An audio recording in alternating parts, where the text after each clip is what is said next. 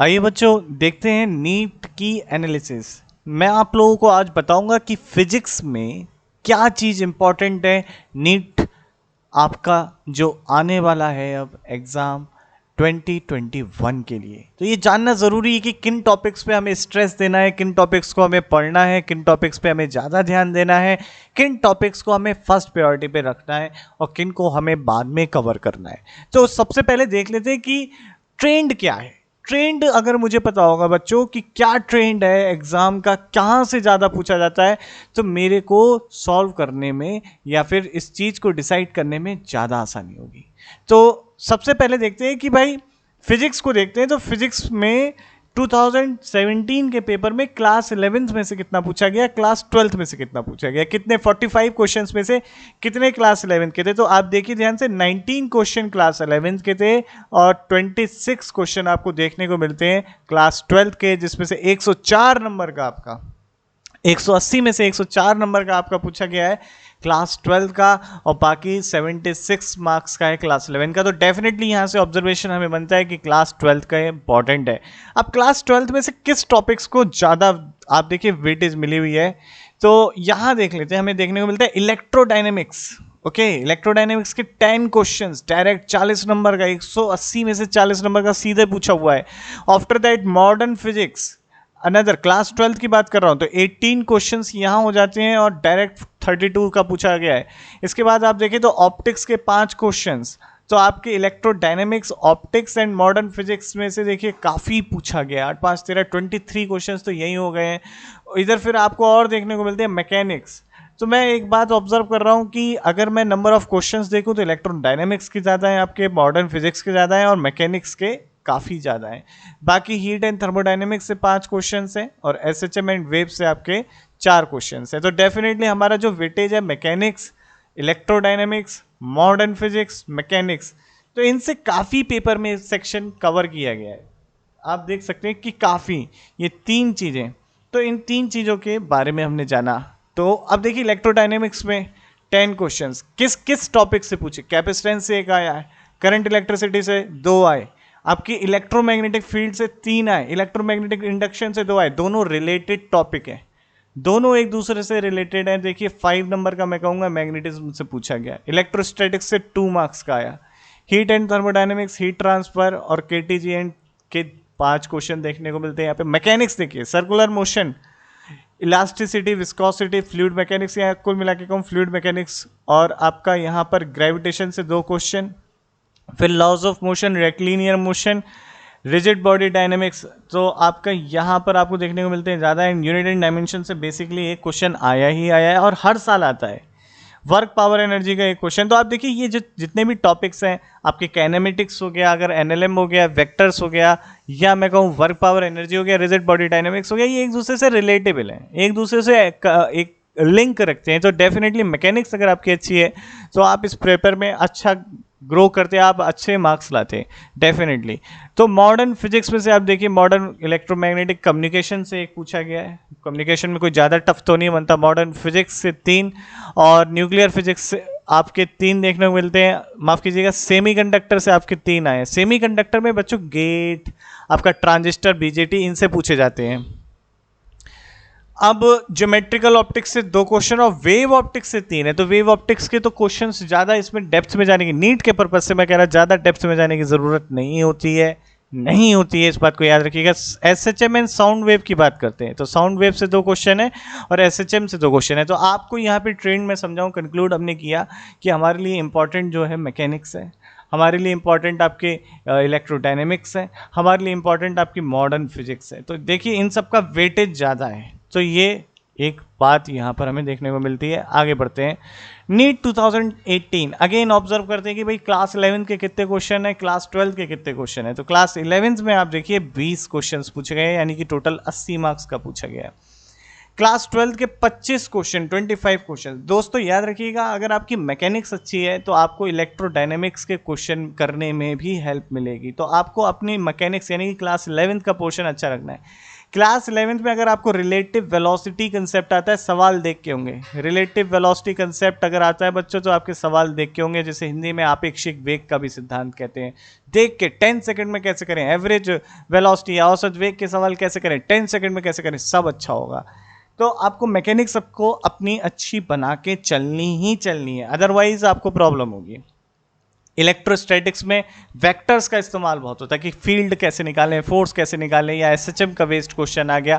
तो अगर आपका फोर्स या वेक्टर्स स्ट्रांग नहीं है तो इलेक्ट्रोस्टैटिक्स में आपको प्रॉब्लम होगी ही होगी। ठीक है, इसके बाद देखें आपको इलेक्ट्रोडायनेमिक्स में magnetic field and EMI and AC, इससे भी आते हैं क्वेश्चन।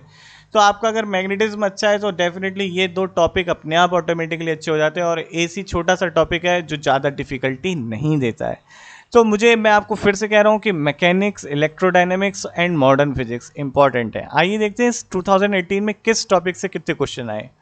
अल्टरनेटिंग करंट से 2 क्वेश्चन, देखिए मैंने कहा था आपसे, एक सीरीज एलसीआर पे आ गया, एक अल्टरनेटिंग करंट पे आ गया। कैपेसिटेंस से आपको देखने को सीधे मिलता है 1 क्वेश्चन।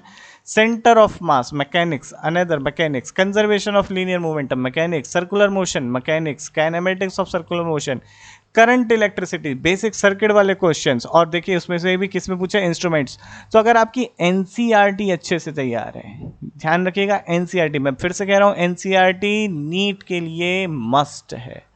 आपकी नीट में अगर आपकी एनसीईआरटी, सबसे पहले एनसीईआरटी बच्चों कवर जरूर करना। एनसीईआरटी, और एनसीईआरटी ऐसे नहीं है कि सब्जेक्टिव जैसे स्कूल की प्रॉब्लम्स है वैसे सॉल्व करना, नहीं। एनसीईआरटी के क्वेश्चन आप किस तरीके से ट्रिक का यूज़ करके, एनसीईआरटी की ट्रिक्स क्या बन सकती हैं, इन ट्रिक्स को ध्यान रखिए। इन ट्रिक्स के चार्ट बनाइए आप लोग, इन ट्रिक्स के चार्ट बनाइए, फॉर्मूला चार्ट बनाइए, अपने डोर पे चिपकाइए, और मेहनत अभी से डट जाइए, अभी समय है। अब देखिए दोस्तों, यहाँ पर एक प्रॉब्लम ये है कि 21 के सिलेबस में क्या रिडक्शन होना चाहिए या ना होना चाहिए, ये आप लोग बताइएगा, अपना समर्थन मुझे दीजिएगा, ताकि मैं अपनी बात आप लोगों के माध्यम औरों तक पहुँचा पाऊँ। क्योंकि डेफिनेटली देखिए, अगर आप देखें 12th का सिलेबस 30% से रिड्यूस कर दिया गया है, आप 11th का सिलेबस देखें रिड्यूस कर दिया गया है, तो नीट का डेफिनेटली सिलेबस, भाई स्कूल खुल नहीं रहे हैं, बच्चा कैसे करेगा प्रिपरेशन।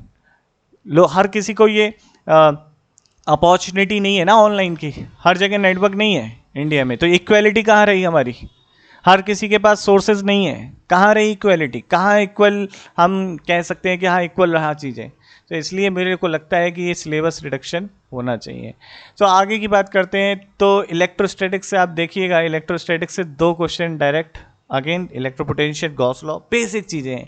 ईएमआई से मैं कहता था ना, ईएमआई से ईएमएफ इंड्यूस का, एरर एंड एनालिसिस का हर बार एक क्वेश्चन आया ही आया है, छोटा सा टॉपिक है और इससे आया ही आया है। और इसमें इस बार वर्नियर कैलिपर से पूछा गया, फ्लूइड मैकेनिक्स से 2 questions, again mechanics and friction से 1 क्वेश्चन, मैकेनिक्स का पार्ट ज्योमेट्रिकल ऑप्टिक्स से 3 क्वेश्चन। तो आपका अगेन मैं कंक्लूड करूं तो यहाँ पर हमेशा की तरह आपको देखने को मिलता है कि भाई आपकी सेकंड बुक का वेटेज ज़्यादा है। आगे बच्चों बात करते हैं, दैट इज़ द नीट 2019। थोड़ा सा ट्रेंड चेंज हुआ है, फिजिक्स के क्वेश्चन फिर 11th के थोड़े से ज़्यादा पूछे गए 21, लेकिन अगर मैं कंपेयर करूँ 12th से तो अभी भी कम है। तो मेरे को ज़्यादा देखने को ये हम कंक्लूड कर सकते हैं कि क्लास 12th हमारे लिए इम्पॉर्टेंट है, और क्लास 11th में मुझे किन सेक्शंस पे ज़्यादा ध्यान देना चाहिए बच्चों। क्लास 11th में मुझे ध्यान देना चाहिए मैकेनिक्स पे, बहुत अच्छे से ध्यान देना है। मैकेनिक्स ए मस्ट है, आपको मैं कह दे रहा हूँ। अगर आप लोग अभी प्रिपरेशन करना चालू किए हैं तो डेफिनेटली आप मेरी सीरीज़ देख सकते हैं। अगर आप हिंदी मीडियम के स्टूडेंट हैं तो ज़रूर देखिएगा, सरल रेखा में गति। वहाँ पर मैंने सारी की सारी चीज़ें जो डिस्कस करी हैं आपकी ट्रिक्स के साथ डिस्कस करी हैं। स्कूल लेवल की, बोर्ड लेवल की बातचीत नहीं करनी है बच्चों हमें यहाँ पे। सरल रेखा में गति सारी की सारी मैंने ट्रिक्स के साथ सारी चीज़ें बताई हैं, जैसे कॉम्पिटिटिव एग्जाम में करना चाहिए। और अगर आप इंग्लिश मीडियम के तो you can also check, English medium से हैं आप तो प्रोजेक्टाइल मोशन से आप चेक कर सकते हैं, projectile motion, Newton laws of motion, NLM, और बहुत सारी अपकमिंग सीरीज आने वाली हैं। तो आप जरूर जुड़े रहें। साथ ही साथ बच्चों क्वेश्चन आंसर सेशन, क्वेश्चन कैसे सॉल्व करना चाहिए, ये देखिए चैनल आपको बहुत से मिल जाएंगे, सब कंटेंट दे रहे हैं, पर क्वेश्चन आंसर के लिए आपको खुद से प्रैक्टिस करनी पड़ती है। ऑनलाइन में थोड़ा सा डिस्कशन की प्रॉब्लम होती है, पर यहाँ पर मैं आपको कंप्लीट सोल्यूशन भी दे रहा हूँ। मैं कोशिश करता हूँ 35 क्वेश्चंस एटलीस्ट पर टॉपिक उठाने की, ताकि आप लोगों का सब्जेक्ट बहुत स्ट्रांग हो जाए। तो मेरे साथ ज़रूर जुड़ें। आप लोग। तो देखिए यहाँ पे 21 मार्क्स का पूछा गया है फिजिक्स में क्लास 11 का, और 24 माफ़ कीजिएगा 21 क्वेश्चंस पूछे गए हैं, यहाँ पे 24 क्वेश्चंस पूछे गए हैं।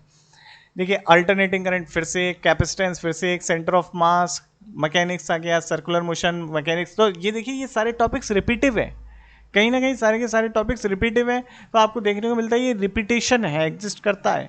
तो आप समझ सकते हैं कि किस तरीके से सेमीकंडक्टर डिवाइसेस, देखिए हलवा सवाल होता है एकदम, लेकिन 3 क्वेश्चन पूछे गए हैं, 12 नंबर का ऐसे है। तो अगर आपको आता है तो डेफिनेटली कर सकते हैं आप। तो देखिए मैं आपको कंक्लूड कर दूं, मॉडर्न फिजिक्स में कुछ ज़्यादा नहीं है। मॉडर्न फिजिक्स की मैं बात करूं बच्चों, मॉडर्न फिजिक्स में कुछ डिफिकल्ट नहीं है, बस डिफिकल्ट हो जाती है कैलकुलेशन। मॉडर्न फिजिक्स में कुछ डिफिकल्ट नहीं है, बस डिफिकल्टी देती है कैलकुलेशन। तो अगर आपकी कैलकुलेशन स्ट्रांग है तो इसे स्ट्रांग कैसे करेंगे हम स्ट्रांग करेंगे क्यूब्स याद करके, 1 2 3 4 हम याद करके, स्क्वायर याद करके, हम बाय फ्रैक्शन याद करेंगे, 1/7 की वैल्यू क्या होती है, 1/2 की वैल्यू क्या होती है, 1/4 की वैल्यू क्या होती है, 1/9 की वैल्यू क्या होती है, ये फ्रैक्शन याद करके। तो हमें कैलकुलेशन स्ट्रांग है तो डेफिनेटली हमारे मॉडर्न फिजिक्स में दिक्कत नहीं होगी। तो ये सारी की सारी प्रैक्टिस आप मेरे साथ करिएगा, मैं किस तरीके से प्रॉब्लम सॉल्व करता हूँ इस चीज़ को देखिएगा। साथ ही साथ अगर आप जेई एडवांस के आपके साथी जान पहचान के, तो जेई एडवांस की भी मेरी एक सीरीज़ है जिसमें मैं 10 से 20 एडवांस लेवल की प्रॉब्लम हर टॉपिक पे डिस्कस करूंगा। तो ज़रूर मुझे आप बताइएगा कि आपको प्लान कैसे लगा, कैसे लगे, अपने और थॉट शेयर करिएगा। इसके बाद मैं नेक्स्ट सीरीज़ जो लाऊंगा इस प्रिपरेशन के लिए, कैसे प्रिपरेशन करें, कैसे टारगेट रखें, तो वो लाऊंगा कि फिजिक्स कैसे तैयार करें, साथ ही साथ केमिस्ट्री और बायो की भी बातचीत करेंगे, और हम ये जानेंगे कि पेपर कैसे सॉल्व करना है, कैसे रिवीजन की ट्रिक्स हैं, क्या वो ट्रिक्स होती हैं जो एक टॉपर फॉलो करता है। तो सारी की सारी चीज़ें डिस्कस करेंगे, जुड़े रहिए। अगर चैनल पे पहली बार आए हैं दोस्तों तो ज़रूर सब्सक्राइब कीजिएगा। जय हिंद।